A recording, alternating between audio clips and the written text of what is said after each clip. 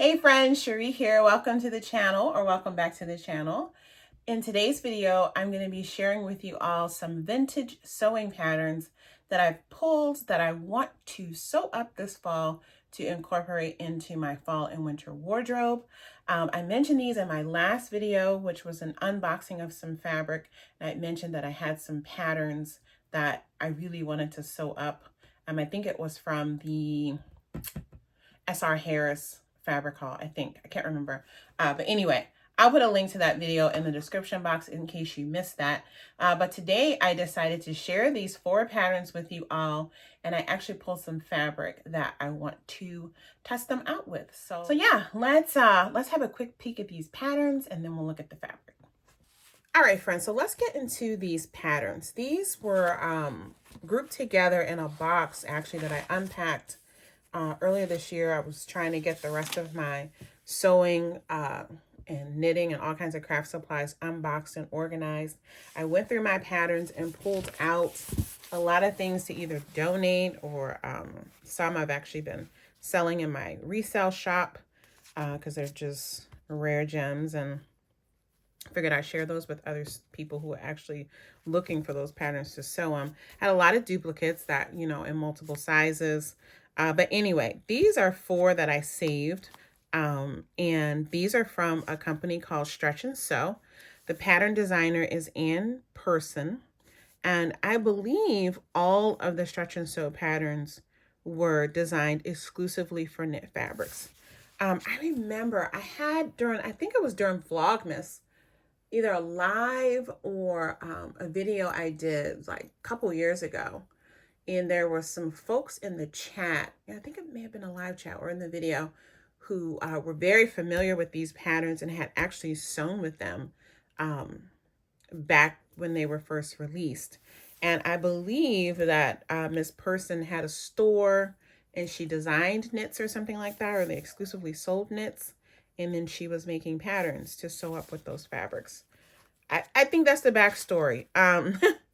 When I share these, I'll try to do a little bit more research when I share the makes, and we can talk a bit more about this company and Miss Person's her patterns. I have a lot of her patterns, men's wear, children's wear. But like I said, these 4 were grouped together in a big box of vintage patterns that I had bought, I don't know how long ago. And they're all fabulous. And so I said, I have to incorporate these ASAP. So let's look at this first pattern. This one is Stretch and Sew 1562. And this is called a sport dress and blouse. It goes in a range of bust sizes from 28 to 44.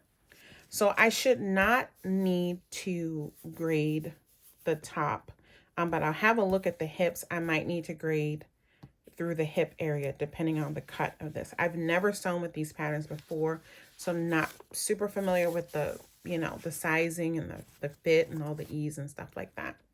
At the bottom of this, let's see if I can zoom in for you all. It's going to be hard to see.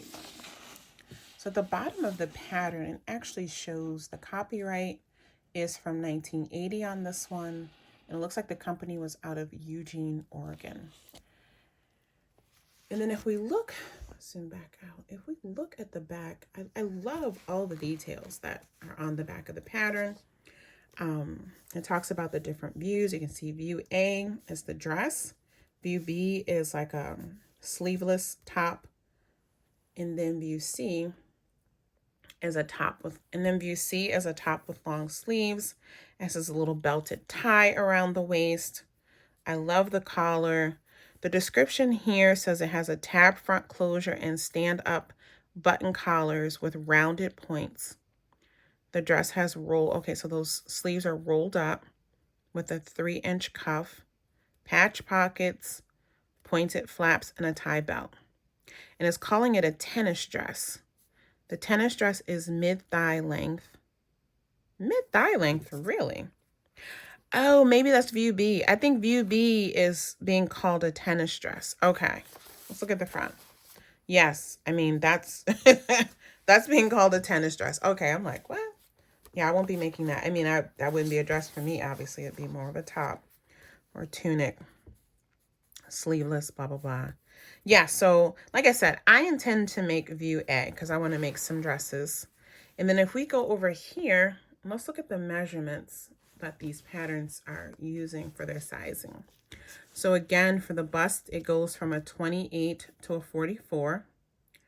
And it has in here the section for the standard body measurements that it's using. It says here for the largest size, the hip is 46 inches. And it has a little star. Hip measurements take, okay, 9 inches below the waist. So I'll need to grade out at the hips a couple inches on each side as I cut this. But then it also has, well, we'll see, because it has here the finished width at the lower edge as 69.5 inches. So it looks like the skirt is quite full, and I'm guessing that this is cut straight. So I may not need to grade out. I will, you know, figure that out before I cut it. So yeah, and it has, again, a lot of the measurements, and then the fabric requirements for view A. 60-inch wide fabric, you need 2 3/4 inches. And then if you have 54-inch wide, you need 3 yards. So not a huge use of fabric. Zoom back out. So this is what their patterns look like. They're the paper patterns. So no tissue paper. So if you like to have a softer tissue paper, you're going to have to trace this onto some Swiss paper or something. And, well, it looks like you got to trace it anyway, because the pattern pages are printed on both sides. So this is not something that you're going to cut out. These are patterns that'll need to be traced. Okay, and that's fine for me, because I'm guessing that I'm going to need to do some adjusting for the hip area. We'll see. But this way, when I trace it, I can already customize the pattern to my measurements before I cut into the fabric. This is an extremely detailed direction booklet. This is wonderful. So this is a true, it looks like it's a really true step-by-step guide here, which is great if you're, you know, if you're a beginner, you've never sewn, you know, these kinds of things before. This is wonderful. This is very detailed. And so, yeah. And then if you look here, it looks like their interfacing used to be called Perky Bond Plus. I don't know if that was a specific interfacing that they developed for knit fabrics, or if that was, you know, just a general brand. I've never heard of Perky Bond Plus before, but I will do a little Google searching and look into that. But yeah, this is very detailed. I love this. So this one might be the one that I sew first. I don't know. It's kind of my favorite right now. I really like that a lot. And I have to say, I do like view C on here. I like the top. And you can look here, the previous owner of this pattern drew on here a little modification of the neckline that she was going to do, which I think is really cute to have those, to have that little sketch there. So yeah, so that is pattern number 1. And again, the pattern number, if anybody wants to go search and see if they can find it to try it, is called Stretch and Sew 1562. All right, pattern number 2 is Stretch and Sew 1570. This one is called a shirtwaist dress and blouse. And again, the measurements and stuff, the standardized measurements, that's going to be all the same.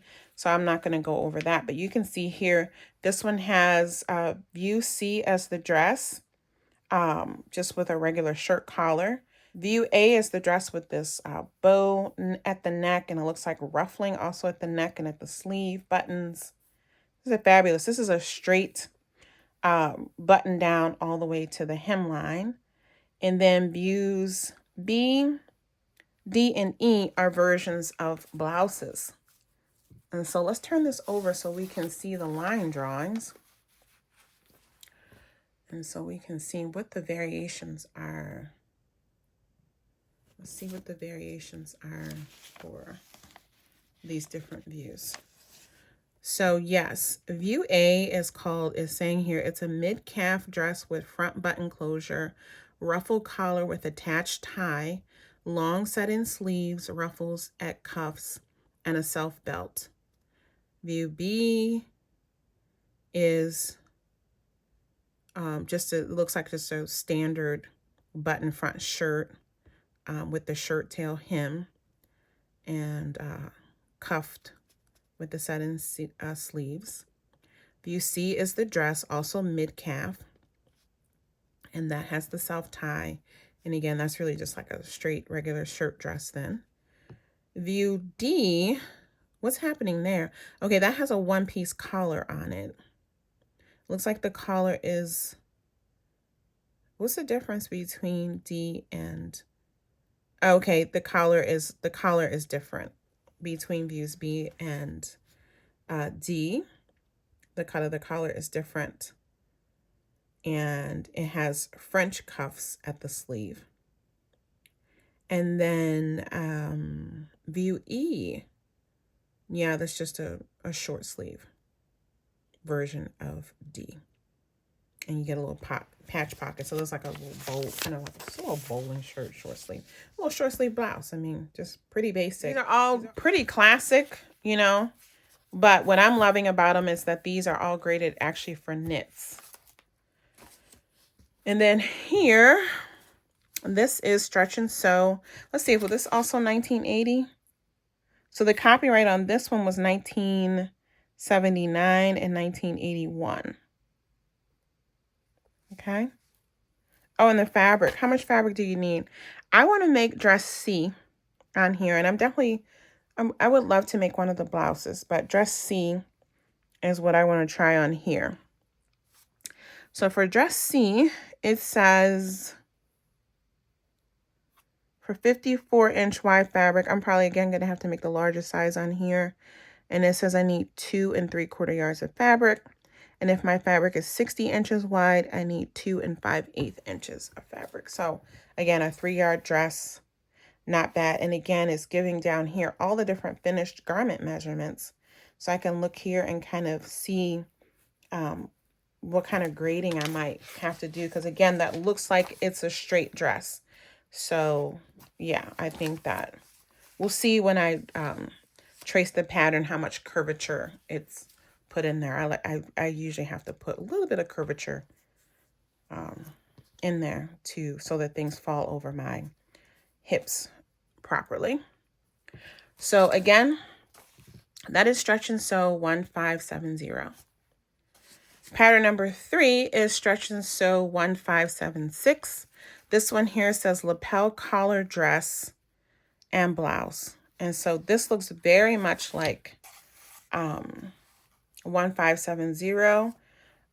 It's just the shaping of the collar is different. It has the lapel collar versus like the classic shirt collar in this ruffle collar. So I love, love, love this. I mean, again, it's just classic. I would make all of these. These are just wardrobe staples, right? And just in fun fabrics. I love this. So this one here, let's see what it's saying. So if we look here at the description, it's saying top stitching accents the variety of details offered in lapel collar dress and blouse. View A is a blouse with narrow curved lapels. And you have the darting, so that's going to be lovely. You're going to get that shaping in there that I like to have, again, because I have more of a curvy figure versus a straight figure. So it's always nice to have those waistline darts so things don't look so boxy. View B doesn't have the darts, but again, I mean, you could, yeah. That's more for like, to me, for a straighter figure. It just depends on how you want your blouse to fit. View C and D, these are the dresses. These are the ones that I would choose through. And I think I could do the short sleeve one since I already have I have with 1562, I'd have like the elbow length sleeve dress. With 1570, I would have a long sleeve dress. So this might be nice to do the short sleeve dress on this one. So I could do view D. This one looks like it has elastic versus a tie. Okay, let's finish reading this. So if we look at the description for view C, it says dress features narrow curved lapels and long sleeves. View D dress has narrow square lapels. Okay, so it's rounding versus squared in the lapel shape between the views. And then, what else does it say here? So you're wearing it with a purchased belt. Doesn't say anything about if it has elastic at the waist. Yeah, okay, so that's a belt that's cinching in the waist, not elastic. And it looks like they sold a belt kit that you could buy, but I mean, you just pull a skinny belt from your wardrobe. But now that I look at this, I kind of like the idea of putting a casing in there and making it elastic or drawstring. I don't know. So that's something to think about. Okay, let's look over here at the yardage I'm gonna need if I may view D. So it looks like view C and D. Yeah, the difference is not by much. So again, basically with around 3 yards of fabric for making those dresses. The long sleeve you need maximum of 3 1/8. And then for the short sleeve, maximum you need 3. So not much difference in there. And then here's our final dress. This is Stretch and Sew 1590. And this is called a yoked dress and blouse. And again, you can see here, the difference here is it has this like shoulder yoke. And so, again, very classic.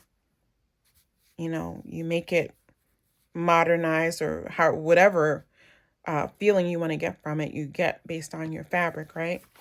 And so I love these. And so here's another long sleeve dress.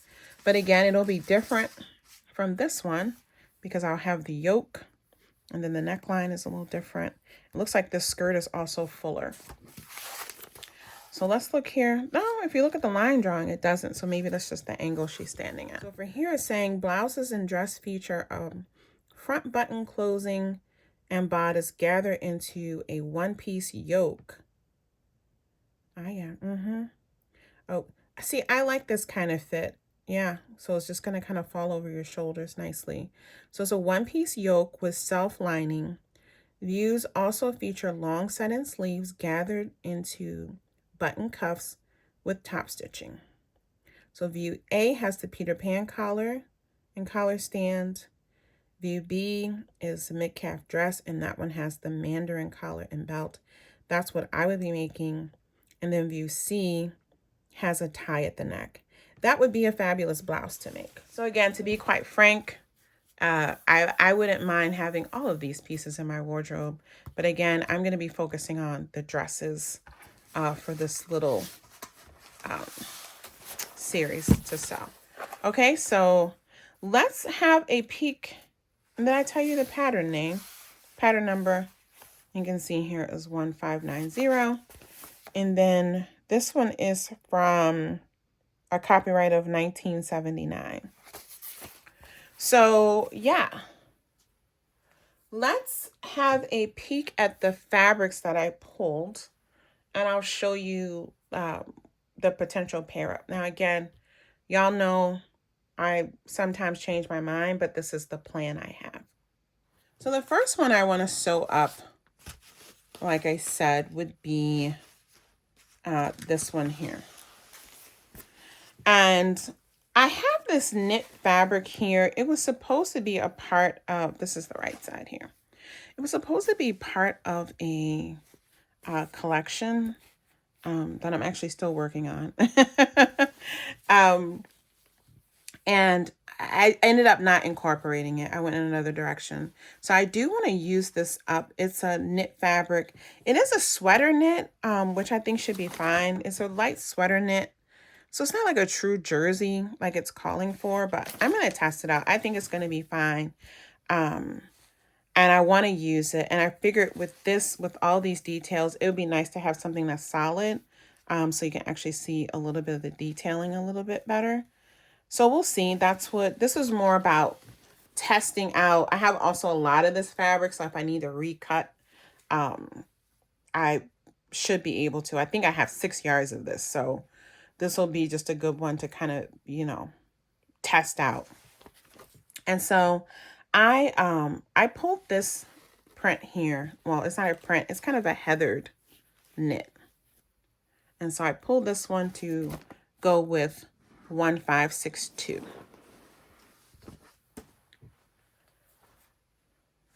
Then this is the next fabric I want to sew up, and I want to use it.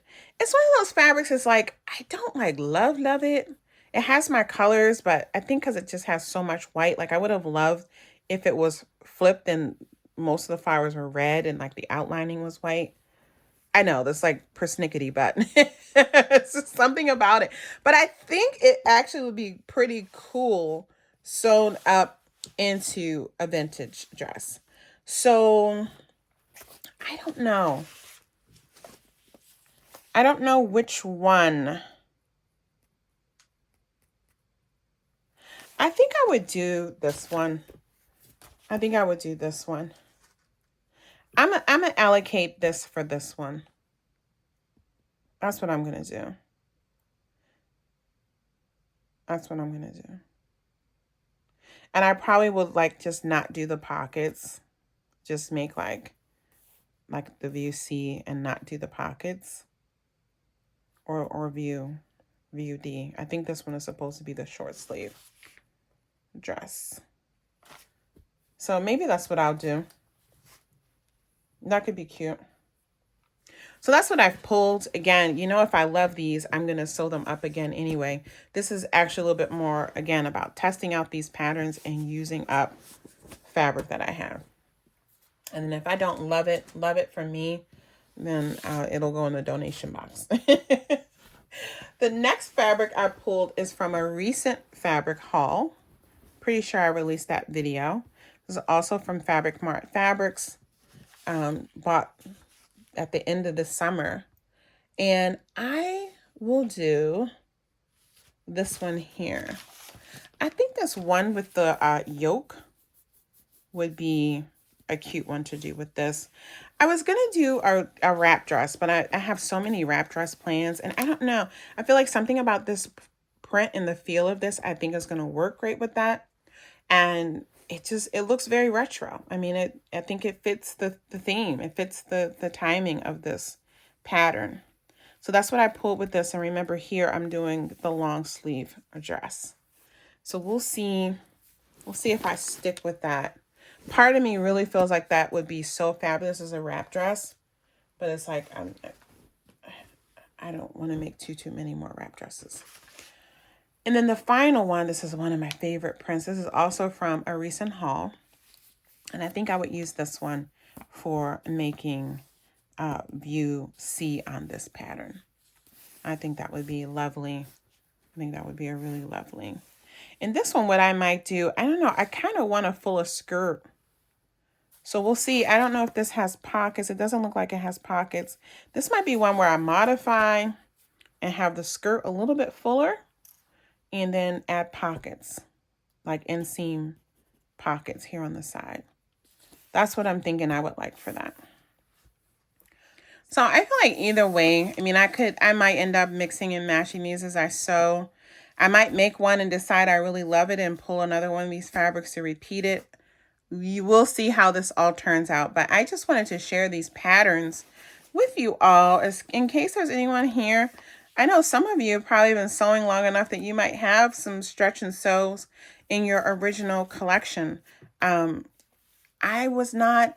I was 9 and I started sewing a few years later, and I wouldn't have been sewing stuff like this, right? I was sewing short sets and stuff like that when I first started sewing, because I was sewing clothes that I was wearing as a preteen. And so I've never sewn with these patterns. And then by the time I was an adult sewing, I never saw these patterns. I don't know if the company had gone out of business or what, but I love this. This is the kind of clothes that I saw adults wearing when I was a kid. And I love that retro kickback here. All right, friends. So I hope you enjoyed this. Let me know in the comments if you've ever sewn with Stretch and Sew. If you've ever made any of these 4 patterns, I'd be super curious to know, you know, what are your, if anyone's sewn with them, you know, what their impressions were. You know, I mentioned in the intro a couple years ago when I did Vlogmas, I think that was like the first time I shared some of my vintage patterns, and I feel like I shared some Stretch and Sew. But I've been wanting to sew them ever since then.